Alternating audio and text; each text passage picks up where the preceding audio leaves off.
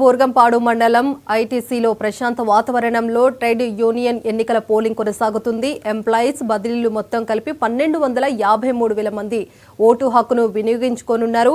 ఉదయం 11 గంటల వరకు 32% పోలింగ్ పూర్తి అయింది. ఈ నేపథ్యంలో పోలీసులు భద్రతను కట్టుదిట్టం చేశారు.